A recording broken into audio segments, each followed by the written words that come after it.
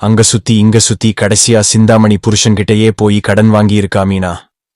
அடியே மீனா, அதான் ஸ்ருதி பணம் குடுக்கறேன்னு சொன்னால்ல, அதையே வாங்கியிருக்கலாம்ல. இப்போ மண்டபத்துக்காரன் சரியா ஏமாத்திட்டான். இப்ப என்னடி பண்ண போறே? 2 நாள்ல திருப்பி குடுக்கறேன்னு வீரவசனம் பேசிட்டு போனேன். இப்ப என்னாச்சு?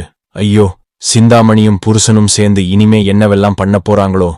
மீனா பத்திரத்தை படிச்சு பார்க்காம சைன் போட்டதால வந்தவன படிப்பறிவு உள்ளவதானே, ஒரு வாட்டி படிச்சு பார்த்திருக்கலாம். அவசரப்பட்டுட்டியே மீனா. இப்படி யாரையுமே கண்மூடித்தனமா நம்பவே கூடாது அப்படிங்கிறதுக்கு இது ஒரு உதாரணம். சொந்த வீட்ல இருக்கிறவங்களே ஃப்ராடு தனம் பண்றாங்க. அவங்களையே நம்ப முடியாது. முன்ன பின்ன தெரியாதவங்களை எப்படி நம்புறது? யாருமே இந்த மாதிரி சிச்சுவேஷன்ல படிச்சு பார்க்காம எதுலயும் சைன் பண்ணிடாதீங்க. இதெல்லாம் ஒரு பக்கம் இருக்க, முத்து விஷயத்துல ஒரு பெரிய மிஸ்டேக்க பண்ணிருக்கிறாரு இந்த டைரக்டர். இவ்வளவு நாளும் இங்கிலீஷ் தெரியாதுன்னு சொல்லிட்டு திரிஞ்சான் முத்து. படிக்காத ஆட்கள் கூட பொதுவா சில இங்கிலீஷ் வார்த்தைகளை சொன்னா புரிஞ்சுப்பாங்க.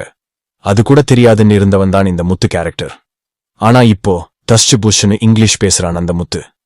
முன்னாடி என்ன பண்ணி வச்சோம், இப்போ என்ன பண்றோம்னு சரியா கவனிக்காம பண்றாரு இந்த டைரக்டர்.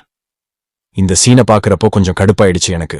மீனாவை நல்லா ஏமாத்திட்டோம், அவ இனிமே இந்த ஃபீல்ட்லயே எட்டி பார்க்க மாட்டா அப்படின்னு சிந்தாமணி பகல் கனவு கண்டுகிட்டு விஜயாவுக்கு அத போனா போட்டு சொல்ல 2 பூசணிக்காங்களும் ரொம்ப சந்தோஷமா இருக்காளுங்க. இருங்கடி, சீக்கிரமே மீனா உங்க மூக்க உடைக்க போறா பாருங்க.